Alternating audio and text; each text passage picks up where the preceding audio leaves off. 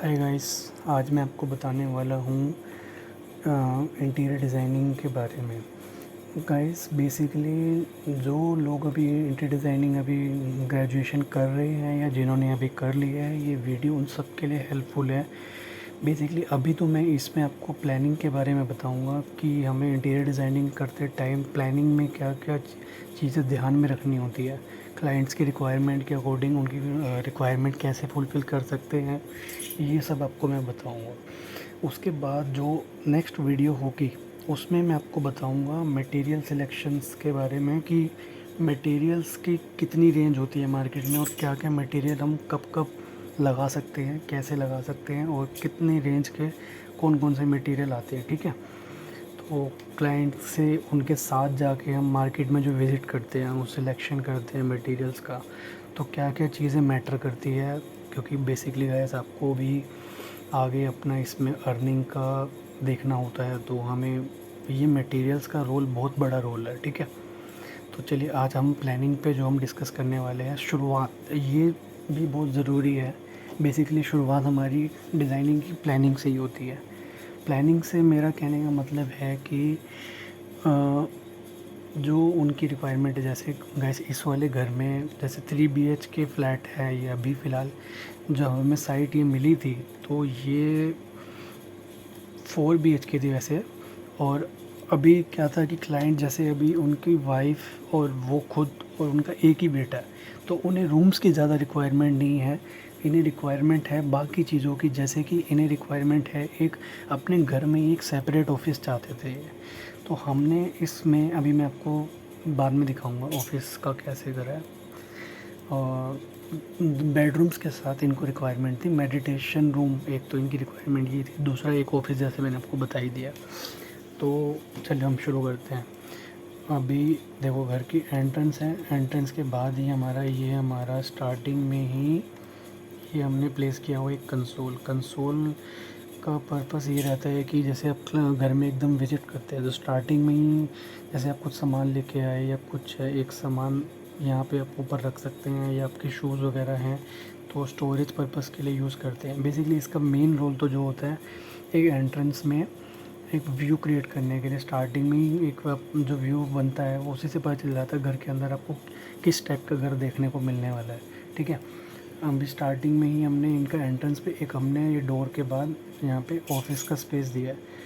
तो यहाँ पे अपना क्लाइंट जो भी अपना काम करना चाहते हैं उनका एक्स्ट्रा सेपरेट ऑफिस बन गया है। और इसे हमने स्टार्टिंग में ही क्यों दिया है, इसके पीछे रीज़न है।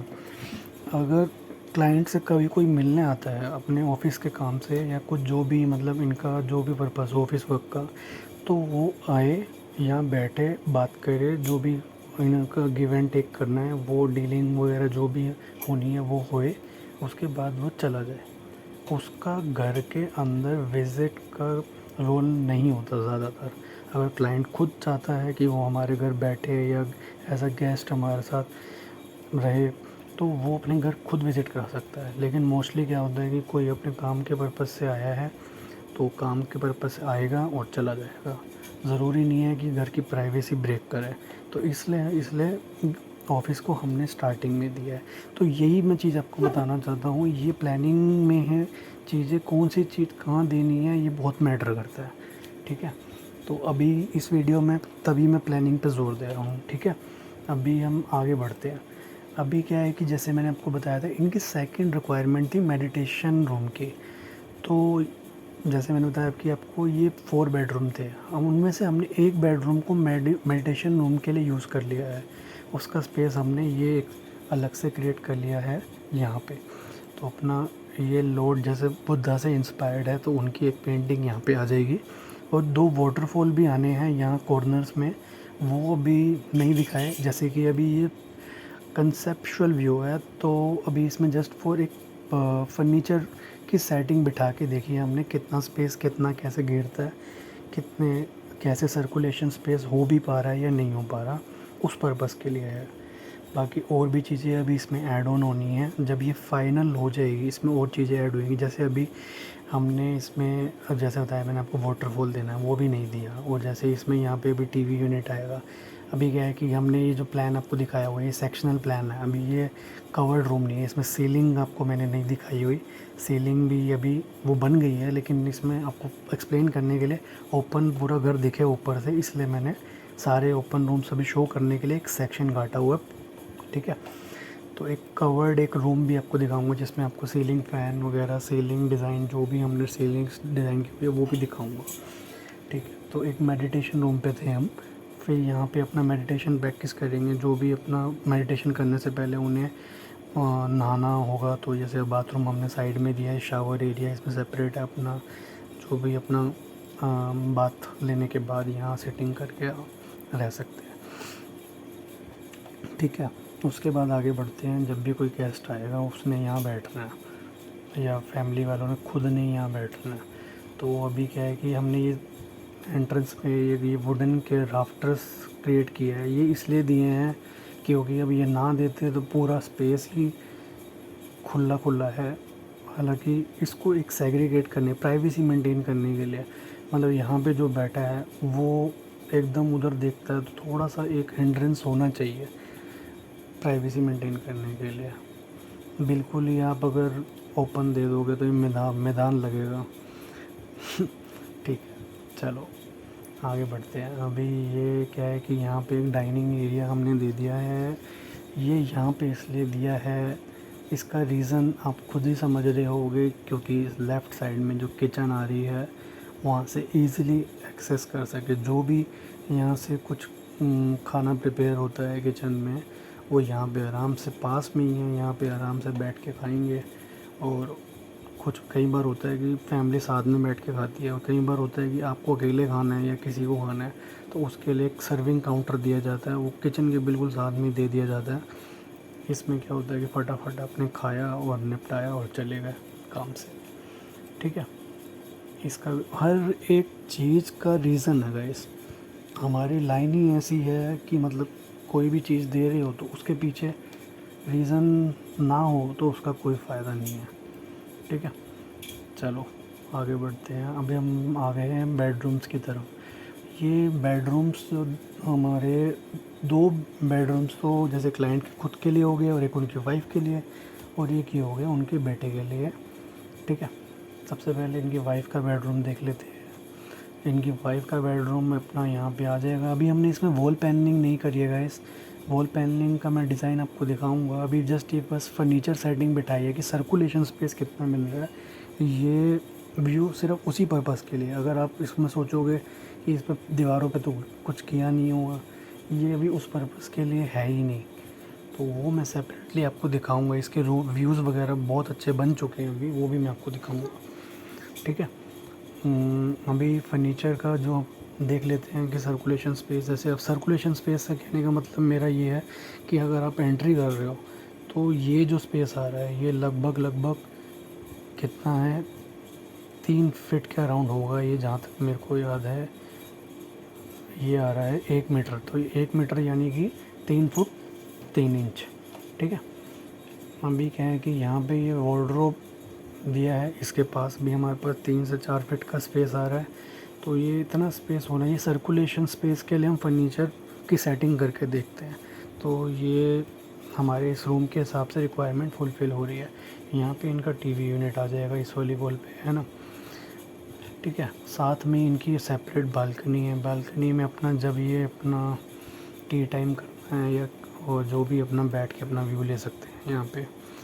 और दूसरा मैं आपको बता दूँ, ये बालकनी की एक्सेस इस बेडरूम से भी है, और हमारी जो लिविंग रूम था यहाँ से भी एक्सेस है।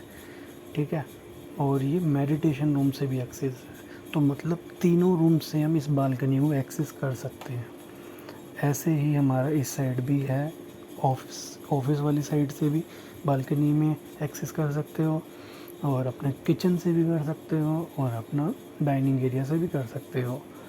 और ये डाइनिंग एरिया के साथ एक पाउडर बाथरूम बोलते हैं गाइस इसे, जिसमें शावर एरिया नहीं होता। तो ये हमने सेपरेट प्रोवाइड किया। कोई भी गेस्ट आएगा उसे आते ही नहाना तो है नहीं, सिर्फ आएगा अपना बाथरूम जाएगा और अपना फ्रेश होके आ जाएगा। ठीक है, जिस बाथरूम में शावर नहीं होता उसे हम पाउडर बाथरूम बोलते हैं, ठीक है। और फिर चलते हैं, हम आगे बढ़ते हैं ये अपने मास्टर बेडरूम की तरफ। मास्टर बेडरूम का साइज़ इस वाले रूम से बड़ा है, जैसे कि नाम से ही आपको पता लग रहा है मास्टर बेडरूम है। तो इसमें हमने same as it is furniture setting तो यही है गाइस हमारी। बाकी लुक एंड फील जो होंगी मैं आपको दिखाऊंगा इसके नेक्स्ट वीडियो में, जिसमें मैं आपको व्यू शेयर करूंगा। जो फाइनल आउटपुट जो इस पूरे घर का निकल के आया है वो मैं दिखाऊंगा। ये सिर्फ फर्नीचर सेटिंग के लिए है, ठीक है। और यहाँ पे हमारा टीवी स्क्रीन जो भी अभी इसमें नहीं दिखाई हुई, ठीक है, वो आएगी। और ये जो है गाइस वॉशरूम, ये हमारे इस रूम के लिए है, ठीक है।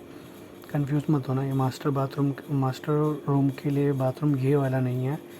मास्टर बाथरूम के लिए जो बाथरूम है वो ये है।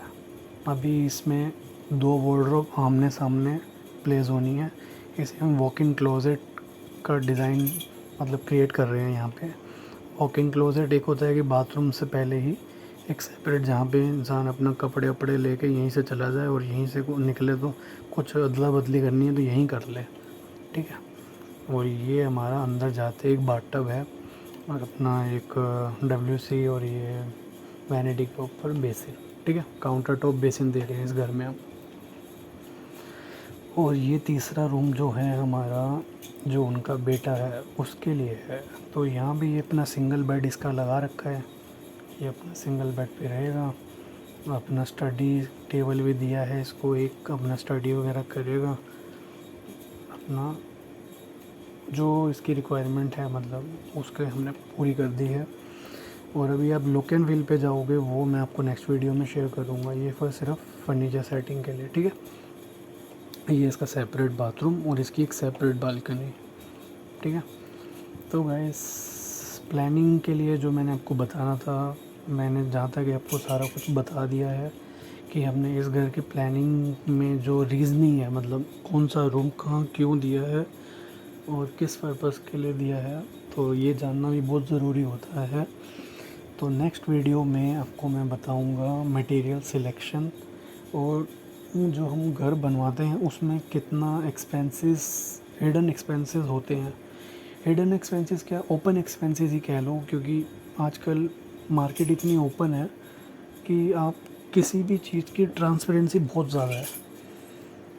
हर एक चीज़ में कंपटीशन है मटेरियल्स में। तो आपको मैं मटेरियल्स के बारे में नॉलेज दूंगा, बेसिकली कौन सा मटेरियल कहाँ लगाना है और क्यों लगाना है, उसके पीछे की रीज़निंग भी बताऊंगा। और क्या क्या उनकी कॉस्ट होती है, कौन कौन से ब्रांड्स हैं मार्केट में। अब मटेरियल्स में आपको जैसे स्टोन्स के बारे में बताऊंगा, और वीनियर्स, लैमिनेट्स और वुडन टाइल्स, और बहुत सी चीज़ें हैं गाइस। लिमिट नहीं है कि इतना डेकोरेशन का मटेरियल है। वॉल पैनलिंग्स वगैरह, 3D पैनल्स होते हैं, फ्लोटेड पैनल्स वगैरह, इन सब की ब्रीफ मैं आपको नेक्स्ट वीडियो में दूंगा। तो अभी के लिए सिर्फ इतना ही। आई होप कि आपको ये वीडियो पसंद आई हो। और ये गाइस मैं आपको एक चीज़ बता दूँ, ये मेरी यूट्यूब की पहली वीडियो है, तो अगर आपको थोड़ी सी भी अच्छी लगी हो तो प्रमोट करने के लिए सब्सक्राइब ज़रूर कर लेना, ठीक है। बाकी हम देखते हैं, मिलते हैं अगली वीडियो में इसी तरीके से प्यार